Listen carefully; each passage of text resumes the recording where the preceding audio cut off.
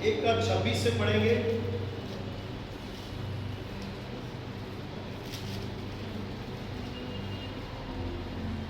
एक का 26 और 27।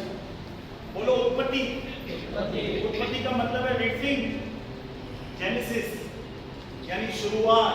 बोलो शुरुआत। शुरुआत। हाँ शुरुआत। देखो क्या हुआ। उत्पत्ति की पुस्तक 1 अध्याय उसका 26 और 27 पढ़ेंगे। फिर परमेश्वर ने कहा हम मनुष्य को अपने स्वरूप के अनुसार अपनी समानता में बनाए। क्या बात है। अपना स्वरूप, अपनी समानता, यानी जो परमेश्वर के अंदर क्षमता है सोचने की, देखने की, विचार करने की, बोलने की, जो कुछ खुदावन के अंदर था वो बोलता है मैं एक ऐसा बनाऊंगा व्यक्ति जो हूबहू जेरॉक्स हो। बोलो बजोले तो जेरॉक्स, कॉपी पेस्ट करते हैं ना, ये यहाँ से कॉपी, यहाँ से पेस्ट, यहाँ से कॉपी करते हैं प्रभु भला है, फिर यहाँ पे पेस्ट करते हैं प्रभु भला है, कॉपी पेस्ट। तो वैसे ही परमेश्वर ने मनुष्य को अपने स्वरूप, अपनी समानता में बनाया। आगे समुद्र की मछलियों, हाँ, और आकाश के पक्षियों, हाँ, और घरेलू पशुओं, हाँ, और सारी पृथ्वी पर और सब रेंगने वाले जंतुओं पर जो पृथ्वी पर रेंगते हैं अधिकार रखें। किसके लिए पहला क्या दिया उनको? बोलो अधिकार। नया घर लेते हैं, जब इंटीरियर वाला आता है, एसी लग गया, सब लग गया, फर्नीचर बन गया, किचन बन गया, बहनों का सब बाथरूम भी बन गया, लास्ट में चाबी देता है ऑनर को, ये तुम्हारी चाबी, आज के बाद इस घर के अधिकारी आप हो। आमीन। वैसे ही परमेश्वर ने सब कुछ बना के चाबियां किसको दी? ये आदम, ये आज से सब कुछ तेरा। क्या तो प्रभु है यार। मैं सोच रहा था प्रभु आदम को आपने पहले दिन में क्यों नहीं बनाया? क्या पता मन में डर जाता था, ये कहां से आया सूरज, तो ये पानी कहां जा रहा है? सब कुछ पूरा करके परमेश्वर ने आदम को बाद में बनाया। आपके बच्चे स्कूल जाते हैं तो आप खाना कभी बनाते हो? पहले बना के रखते हो कि स्कूल जाता है जाने के बाद बनाते हो? सब पहले ही बना के रखते हो। वैसे ही हमारा परमेश्वर है, सब कुछ पहले से ही आदम के लिए बना के आदम को वहां पे रख दिया। देखो उसके बाद क्या बोला? सारे ऊपर अधिकार रख। परमेश्वर ने मनुष्य को अपने स्वरूप के अनुसार उत्पन्न किया। हाँ। अपने ही स्वरूप के अनुसार हाँ। परमेश्वर ने उसको उत्पन्न किया। हाँ। नर और नारी करके उसने मनुष्यों की सृष्टि की। हाँ। और परमेश्वर ने उनको आशीष दी और उनसे कहा। हाँ, क्या दिया परमेश्वर ने? बोलो आशीष। अधिकार दिया, फिर ब्लेसिंग दी। क्या कहा? फूलों फलों और पृथ्वी में भर जाओ। हाँ। और उसको अपने वश में कर लो। हाँ। और समुद्र की मछलियों और आकाश के पक्षियों और पृथ्वी पर रेंगने वाले सब जंतुओं पर अधिकार रखो। फिर परमेश्वर ने उनसे कहा, सुनो, जितने बीज वाले छोटे छोटे पेड़। बस यहाँ पे हम देख रहे हैं कि मनुष्य बना, उसको अधिकार दिया, आशीष दी। आशीष क्या दी? फूलों फलों पृथ्वी में बढ़ते जाओ, सब बातों पे अधिकार रखो। आदम और हवा। इनके साथ साथ एक और बात भी परमेश्वर ने कहा, पढ़ेंगे 2:15। तब यहोवा परमेश्वर ने आदम को लेकर एक मिनट, सॉरी, 2:7 पढ़ो पहले। 7। तब यहोवा परमेश्वर ने आदम को भूमि की मिट्टी से रचा। किससे बने हुए हम? बोलो मट्टी। बहुत सारे गाने हैं मट्टी, दादा को मालूम होंगे। हाँ दादा। दुनिया बनाने वाले क्या तेरे मन में समाई, काहे को दुनिया बनाई तूने। लगता है परेशान है काहे बनाए तूने माटी के पुतले। देखो वो गानों में भी सच्चाई लिखे रहे, बाइबल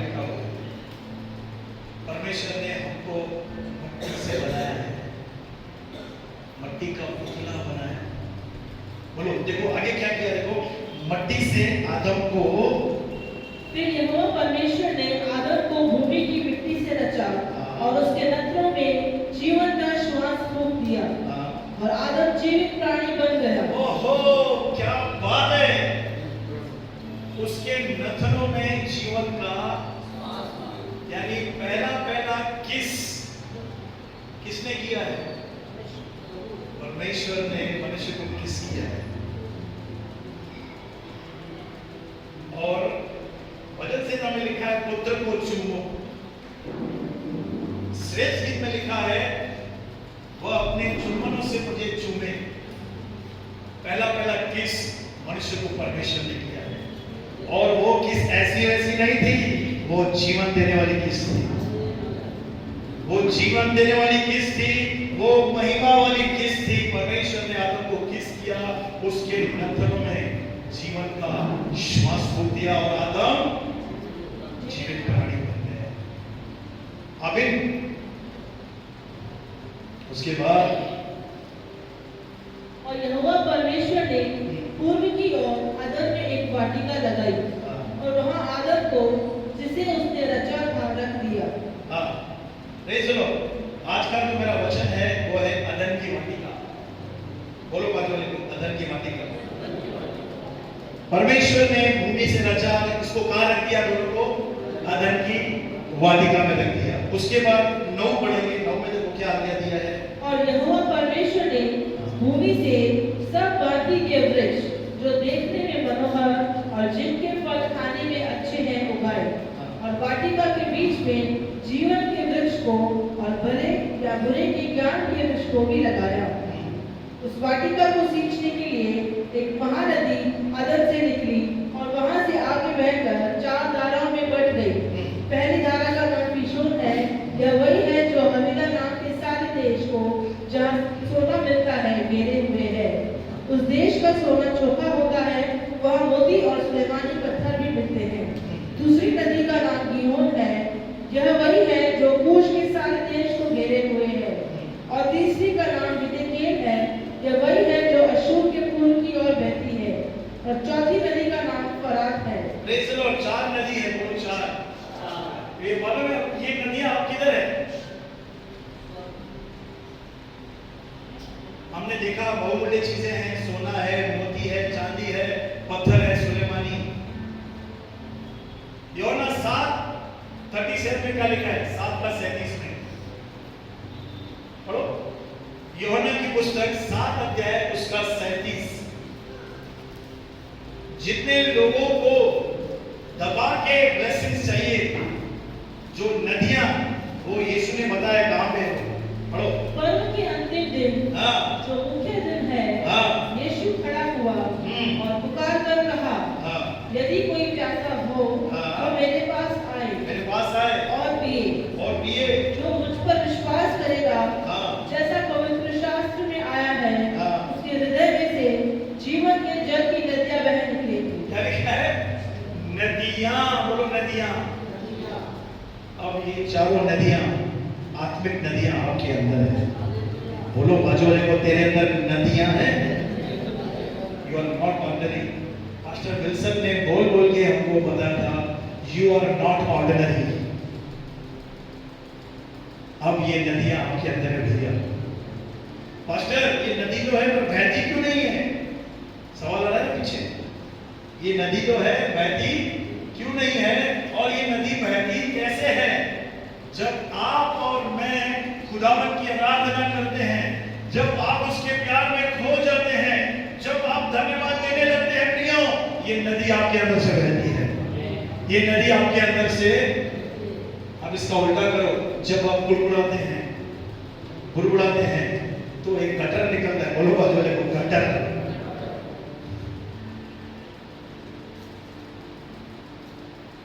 ये नदी के अंदर सब कुछ है जो आपको चाहिए। सब कुछ डॉक्टर है, सब कुछ है विनोद भाई, सब कुछ है। मिश्रा मंगल, कब ये नदी बहती है? जब आप घुटनों पे आके उसकी आराधना करते हो। तेरी तारीफ हो, तेरी तारीफ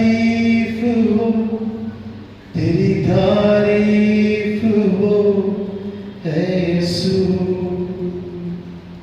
मैं क्या कर रहा हूं? परमेश्वर की आराधना कर रहा हूं। किसकी सब कर रहा हूं? मेरे अंदर प्रभु का आत्मा है, जो श्वास है, उसके साथ पवित्र आत्मा है। जब आप और मैं बंद कमरे में जाके खुदावंत की आराधना करते हैं, वो नदी आपके अंदर से बहती है। और वो नदी साधारण नदी नहीं है प्रियो, वो नदी आपके बंद द्वारों को खोलती है। वो नदी आपके बीमार शरीर को चंगा करती है। वो नदी आपके घर को बदलती है। वो नदी आपको व्यभिचार से बाहर निकालती है। वो नदी आपको साफ करती है। बोलो साफ करती है। और आज मनुष्य जाति का, मसीह का यही दिक्कत है, वो सब कुछ करते हैं, प्रभु के लिए भागते हैं, प्रभु के लिए दौड़ते हैं, सब कुछ करते हैं, लेकिन बंद कमरे में जाकर खुदावन के सामने उसकी आराधना करने का समय नहीं रहता है। बोलो पहले अंदर की सेवा है। बोलो बाजू वाले को, पहले अंदर की सेवा, फिर बाहर की सेवा। अगर बाहर की सेवा में असर चाहिए तो बंद कमरे में हमारी पहली सेवा होनी चाहिए, प्रभु की आराधना। इन नदियों में सब कुछ हमें मिलेगा, सिर्फ हमें ही नहीं, जो इस नदी के कांटेक्ट में आता है ना, उसे भी मिलता है। मेरा बिलीव करो, ये नदी हम में से हर एक के अंदर है। बहुत सारे लोगों ने ढक्कन लगा दिया है। बोलो ढक्कन। बांध काम कर दिया है। कितने लोग बांध काम मालूम है? बांध काम, ईंट का बांध काम करते हैं ना, तो आज उस बांध काम को तोड़ने का दिन है। सब ऐसे लाभ करो, प्रॉफिटिक आगे वाले मत मारना। ये नदी बहेगी, ये नदी बहेगी आपके अंदर से, और वही नदी यहां पे बहेगी, दूसरे लोग पिएंगे उसमें से। आदम के लिए रखा है तो हमारे लिए भी रखा है उसने। हमें उसके बाद जो इंपॉर्टेंट बात है, देखो क्या लिखा है 15। तब यहोवा परमेश्वर ने आदम को लेकर अदन की वाटिका में रख दिया कि वह उसमें काम करे और उसकी रक्षा करे। बोलो हालेलुया। आज का जो मेरा मैसेज है इस बात के ऊपर है, उसकी रक्षा करे। बोलो रक्षा करे, बोलो रक्षा करे। आज अदन की वाटिका मालूम है क्या है? आपका और मेरा दिल। क्या है अदन की वाटिका? क्योंकि जो कुछ भी हमारे जीवन में शुरुआत होता है, असर दिखता है, पहले कहां आता है? बोलो दिल में। नफरत पहले कहां आती है? कड़वाहट पहले कहां आती है? जेलसी पहले कहां आती है? ये शक्ल पहले इधर बने, पहले दिल में बन जाती है। बोलो दिल। परमेश्वर ने आदम को वाटिका में रखा, इसके ऊपर काम कर और इसकी रक्षा कर। वैसे ही खुदावंत का वचन नीति वचन 4:23 में लिखा है, सबसे अधिक अपने मन की रक्षा कर, क्योंकि जीवन यहां से ही बहता है। जैसे परमेश्वर ने आदम को बनाया, अदन की वाटिका में रखा, उसकी रक्षा कर, वैसे ही यीशु ने आपको और मुझे नया जीवन दिया है। बोलो नया मन दिया है। अब खुदावंत से कहता है, तुमको इस दिल की क्या करनी है? रक्षा। बोलो रक्षा। यीशु ने कहा, सावधान तुम क्या सुनते हो, क्योंकि सुनने से हमारा दिल खराब होता है। किससे? अधिक संसार में रहना, अधिक संसार के लोगों से संगति करना। मैं नहीं बोलता उनसे कटी कर दो, उससे बात ही मत करो। अधिक उसी संसार के सिस्टम में रहना, उन मोबाइल में रहना, रील्स में रहना, आपको क्या करेगा? आपके दिल को ठंडा कर देगा। क्या कर देगा? ठंडा कर देगा। जितना आप इन्वॉल्व होंगे ना उसमें,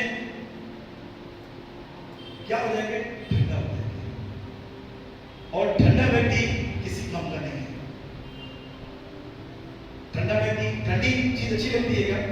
रोटी कौन सी चाहिए हमको? गर्मा गर्म। और गरम गरम तवे पे कौन नहीं बैठता? मक्खी नहीं बैठती। वैसे ही हमें दिल की रक्षा करनी। बोलो रक्षा।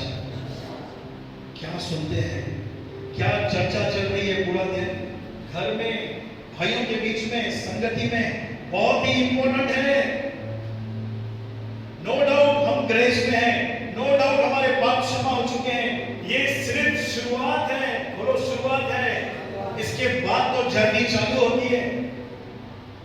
इसके बाद जर्नी चालू होती है। जैसे आदम की जर्नी चालू हुई थी। पहली आज्ञा थी कि भले और बुरे के ज्ञान का वृक्ष का फल मत खाना।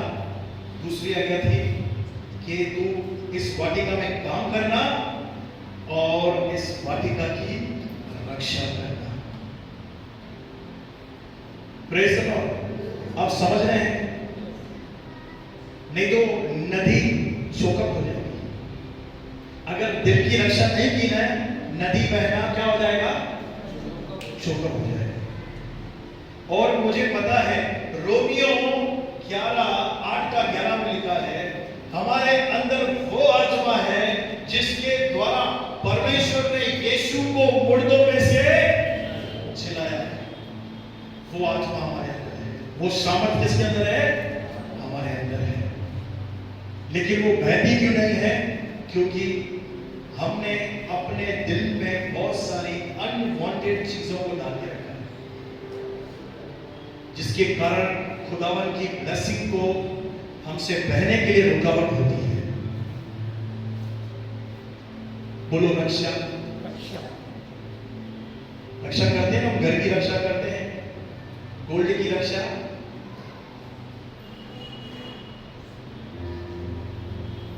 चमड़ी जाए पर क्या काका? चमड़ी जाए पर धमड़ी ना जाए। सातवें सिंधी में बुखार नहीं बैठो, इसको सुई मार लो ब्लड नहीं निकलेगा, इतना कंफ्यूज है। मक्खी जूस, चाय में मक्खी गिर गई तो क्या करेगा? दिखाया था अनुभव मक्खी में, जहाँ से मक्खी निकाल के दिल से जोड़ा था। क्या बात है। इसकी रक्षा हम करते हैं बराबर। किसी ने नहीं सिखाया है।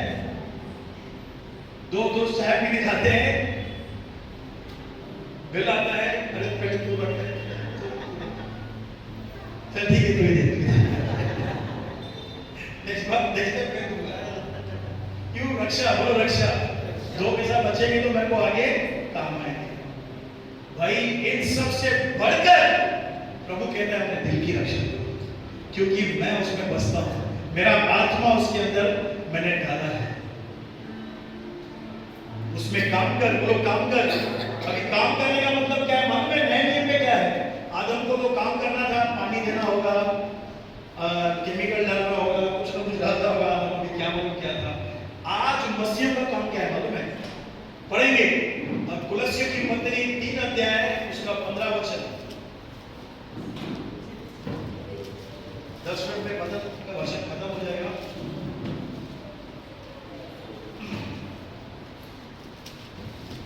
उसके बाद बहुत सारी अनाउंसमेंट्स हैं, उसके बाद खाना भी है। मसीह के वचन को अपने हृदय में अधिकारी से बसने दो। कैसे बसने दो? थोड़ा थोड़ा सुनी, अधिकारी से बसने दो। और सत्य ज्ञान, हाँ, और सत्य ज्ञान सहित हाँ, एक दूसरे को सिखाओ हाँ, और चिताओ, और अपने अपने मन में अनुग्रह के साथ परमेश्वर के लिए भजन और स्तुति गान और आत्मिक गीत गाओ। ये काम करना है हमको नए नियम में। क्या करना है? ये काम 3 का 15-16 भी पढ़ा था। 16 अधिकारी से अधिकारी परमेश्वर के वचन को अपने हृदय में बसने दो। 15 पढ़ा था, 16 ठीक है। 3:16 नोट कर लो। आदम को काम करना था वाटिका में, नए नियम को हमको ये काम करना है। वचन सुनता हूं ना संडे को, बस नहीं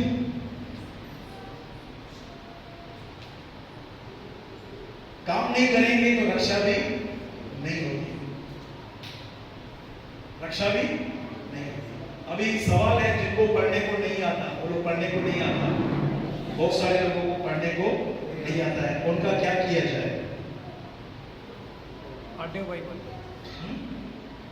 ऑडियो बाइबल। और हमने सोचा है कि जिन लोगों को हिंदी पढ़ने नहीं आता हम उन्हें सिखाएंगे, हिंदी सिखाएंगे। क्यों सिखाएंगे? ताकि आप इस जीवन के वचन को पढ़ सको। Praise the Lord. खुश हैं?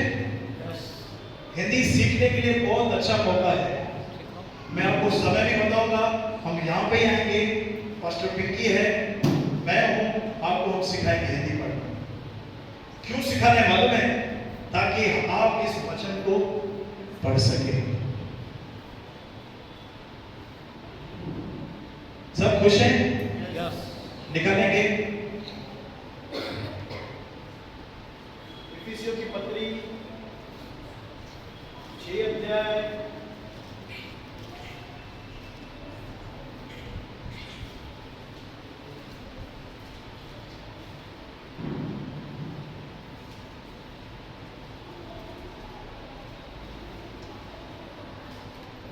14 से लेकर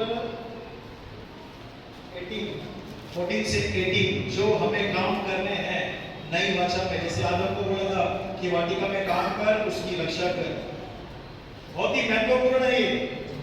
हाँ, पढ़ेंगे इफिसियों 6 का 14 से 18।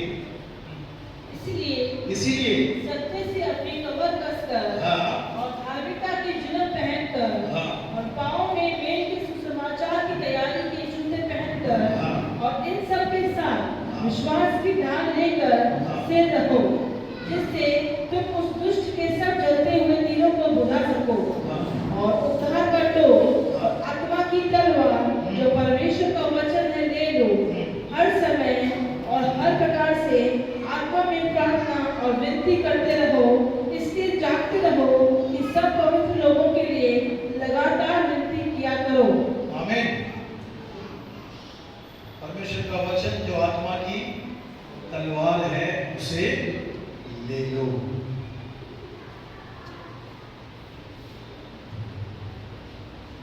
बाजू वाले को बोलो, जिम्मेदारी तेरी है भैया, काम करना और रक्षा करना पास्टर तुमको सिखाएगा। तो अभी मतलब पास्टर की काम है, आपका पास्टर मालूम है क्या करना चाहिए? समझो आपको कोई झाड़ू मारना है तो पास्टर आपका हाथ पकड़ना चाहिए, तो आपको झाड़ू भी मारना चाहिए इसे। ये होने वाला नहीं है। आपका जिम्मेदारी है, आपका दिल है, प्रभु का आत्मा आपके अंदर रहता है। जिम्मेदारी और काम करना किसको है? बोलो मुझे। अगर मैं आपको बताऊं आप नहीं करोगे ना, मैं भविष्यवाणी देता हूं, कुछ नहीं होगा। सबसे बड़ी भविष्यवाणी ये है बाइबल की, कुछ नहीं करोगे तो कुछ नहीं होगा। मैं आपको नगर ले गया, क्यों? मेरे दिमाग में एक ही बात थी, जो लोग मेरे साथ जुड़े हैं वो वचन में आगे होने चाहिए। वचन बोलो, वचन। अगर आप और मैं वचन में आगे नहीं रहेंगे तो हमारी गिनती उन लोगों में होगी, ये टाइम पास वाले हैं। क्या है गिनती इसमें? अरे इनको टाइम पास करना है। और मेरा बिल्कुल इच्छा नहीं है मेरी गिनती, मेरे कलीसिया की गिनती उन लोगों के बीच में हो। मैं जो पास्टर हूं ना, अभी मैं आपको क्या बोलूं, मैं छोड़ूंगा नहीं, क्योंकि प्रभु ने मुझे अगुआ बनाया है। तो जो मेरा जिम्मेदारी है मैं वो पूरा करूंगा। और मेरा सबसे बड़ा जो पहला जिम्मेदारी यह है कि आप वचन को पढ़ो और उसको समझो, क्योंकि मुझे मालूम है राज्य तभी बढ़ेगा जब आप इस वचन को पढ़ेंगे और समझेंगे। नहीं तो मैं और मेरी बीवी यहाँ पे भागते रहेंगे, नए लोगों के पास, पुराने लोगों के पास। वो आज व्यभिचार में गिर गया, आज उसने ये किया, ये 40 साल तक मैं और मेरी बीवी ही घूमते रहेंगे। और मैं ये नहीं चाहता। मैं चाहता हूँ हम सब साथ में बढ़े। मैंने कोई बाइबल कॉलेज नहीं किया है, सिर्फ मैंने दबा के, बोलो दबा के मैंने इसको अंदर डाला है। और मुझे मालूम है फ्यूचर में हमारे साथ क्या होने वाला है, क्योंकि हम जीवित परमेश्वर की सेवा कर रहे हैं। जीवित परमेश्वर की, उसे सिर्फ ये चाहिए कि कोई खड़ा रहे मेरे लिए, बस। अंधों को आंखें खोलना, लंगड़ों को चलाना उसका काम है। वो बोलता है बेटा अपने हृदय में वचन डाल ताकि मैं तुझे इस्तेमाल करूं। तो ये वो वचन है जो आपको ईमानदारी से अपने हृदय में डालना है। मेरे साथ निकालेंगे भजन संहिता 119 का 9। Praise the Lord. हमारी गिनती उन लोगों में होगी, ये लोग फायर है, बोलो फायर। विनोद भाई के साथ में दुकान में गया, उसने ऐसी बात बोली, मेरा बंधन टूट गया। ये गवाही मैं सुनने वाला हूं, बहनों की गवाही मैं सुनूंगा, यूथ लोगों की मैं गवाही सुनूंगा, क्योंकि मुझे भरोसा है इस वचन पर, मुझे भरोसा है पवित्र आत्मा पर। वो साधारण लोगों को उठाता है, वो लोग जो हारे हुए हैं, वो लोग आज कमजोरियों में हैं, तरह तरह के व्यभिचार में हैं। मेरा बिलीव है ये वचन और उसका आत्मा उनको निखारेगा, उनको खड़ा करेगा। आमीन। पढ़ेंगे 119 का 9। जवान अपनी चाल को किस उपाय से शुद्ध रखे, आगे तेरे वचन के अनुसार सावधान रहने से। जवानों, बोलो जवानों।